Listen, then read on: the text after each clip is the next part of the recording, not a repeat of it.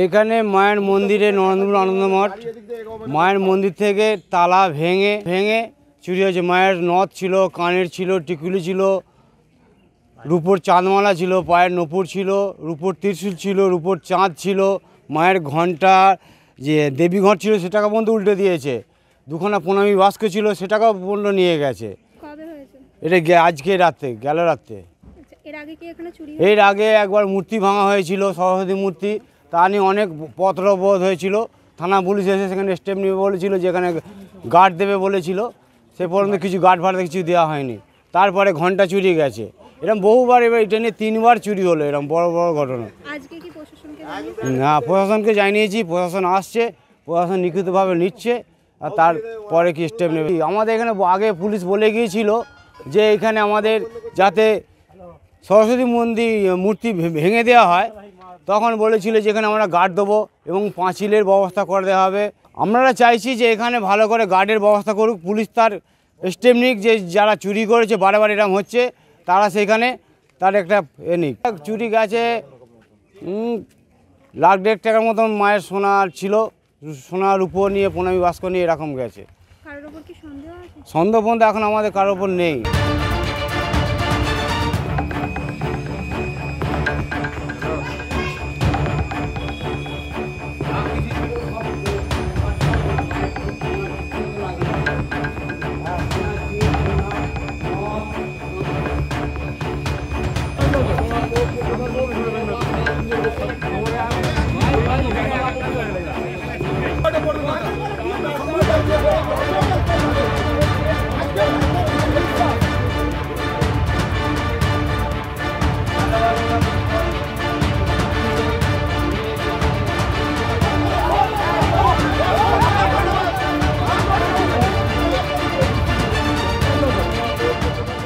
আজ পথ অবরোধ করেছি আমাদের মূলত একটা কারণ নয়, অনেকগুলো দাবি আমাদের প্রশাসনের উপর অনেক দিন ধরে আমাদের ক্ষোভ রয়েছে। আজ থেকে প্রায় 12 বছর আগে 2011 সালে সরস্বতীর রাস্তার টুকরো এখানে পড়েছিল, তাতে আমরা 3টে গ্রাম, এটা আমাদের একটা গ্রামের মানে আশ্রম নয়, নরেন্দ্রপুর, গুমোডাঙ্গি, ধসা এবং বিভিন্ন একটা বড় বিস্তর এলাকা জুড়ে এই 81 বিঘা আমাদের শ্মশান। এই শ্মশানেতে তখন চুরি হয়েছিল, তখন আমরা রাস্তা অবরোধ করেছিলাম, বৃহত্তর আন্দোলনে নেমেছিলাম। তো সে আমাদের তৎকালীন পশ্চিমবঙ্গের কোনো রুরাল পুলিশ এসে এই অবরোধ তুলতে পারেনি।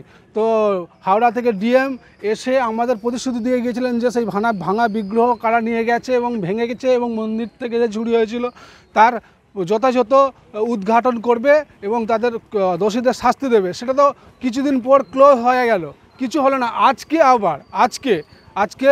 আপনার 5 তারিখ, 5ই জানুয়ারি 2024, আজ রাত্রিবেলা আমাদের আশ্রমের ঠাকুরের ভিতরে, মা কালীর মন্দিরের ভিতরেতে যা সোনা ছিল এবং মাকে পুজো দেওয়ার যা অর্ঘ্যর পত্রদি ছিল, বিশেষ করে পিতলের, তামার, সোনা, মায়ের গায়ের গয়না এবং আরও যত্রতত্র যা কিছু ছিল সমস্ত কিছু শাটার ভেঙে নিয়ে গেছে। আমরা সবাই এখন এসে দেখছি যে শাটার কাটা, মায়ের ঘরের ভিতর থেকে সমস্ত কিছু নিয়ে গেছে। আমাদের একটাই প্রশ্ন, এখানে প্রশাসনের কাছে, প্রশাসন এখানে মন্দিরেতে, ওখানে সামনে রাম মন্দিরেতে 2টো করে সিভিক দেয়, তারা ডিউটিতে থাকে। রাম মন্দিরে সিভিক দেওয়া সত্ত্বেও মাস 6 আগে একবার রাম মন্দিরের যাবতীয় কিছু চুরি হয়েছিল। এখানে প্রশাসন সিভিককে পাঠিয়ে নিজেদের অবহেলা, নিজেদের দায়িত্বটা সিভিকের ঘাড়ে চাপাচ্ছে। আর কোনো কিছু হলে আমাদের বলে যাচ্ছে আমরা শীঘ্রই এর তদন্ত শুরু করব এবং দোষীদের শাস্তি দেব এবং দোষীদের আমরা ধরবো। এখনও পর্যন্ত 2011 সালে সেই মায়ের বিগ্রহ ভাঙার কেস আমরা এখনও পর্যন্ত রিওপেন করে নিয়ে সেটাকে ক্লোজ করে দিয়েছে। আজ বর্তমানে এখন আমাদের এই আনন্দমঠ, মুন্সিরহাট, নরেন্দ্রপুর, শিমুলতলা, গোমোডাঙ্গির এই এতগুলো মঠের জায়গায়, একটা পবিত্র জায়গা থেকে মায়ের কাছ থেকে যে এইরকমভাবে আমাদের কাছে মেন ব্যাপার হচ্ছে এটা কে করেছে আমরা বলতে পারছি না। এটা যেই করুক, যে অপরাধ করুক, হিন্দু, মুসলমান, খ্রিস্টান, কারো আমরা কিছু বলছি না, অপরাধীকে অবশ্যই ধরতে হবে। যতক্ষণ না অপরাধীকে প্রশাসন ধরছে, আমরা কিন্তু ততক্ষণ এই গোমোডাঙ্গি, নরেন্দ্রপুর, শামপুর, ধসা, এতগুলো গ্রামের, এটা 81 বিঘা শ্মশান, এখানে বিভিন্ন জায়গা থেকে মানুষ এখানে আসে। আমাদের এখানে যে অনুশীলনগুলো দেওয়া হয় থাকে শিক্ষামূলক, সৃজনীমূলক সমস্ত কিছু, ক্যারাটে, যোগাসন, লাঠি খেলা, কবিতা, বিনামূল্যে চক্ষু অপারেশন, তারপরে ওষুধ, সমস্ত কিছু আমাদের এখানে দেওয়া থাকে। এই আশ্রমের সুনাম অন্যত্র জায়গাও ছড়িয়ে রয়েছে। তো আমরা এখন যদি প্রশাসন আমাদেরকে যারা অপরাধ করেছে তাদের যদি না ধরে আমরা কিন্তু এখন যা দেখছেন এর থেকে আরও বৃহত্তর আন্দোলন আমরা লাভবো। এখানে আমি প্রশাসনকে বারবার ধরে একটা কথাই বলবো, আপনাদের থাকা সত্ত্বেও কীভাবে এই ধরনের ক্রাইমগুলো হচ্ছে আর কেন এই আপনারা কোনো রকমভাবে এর সম্পর্কে ব্যবস্থা নিচ্ছেন না।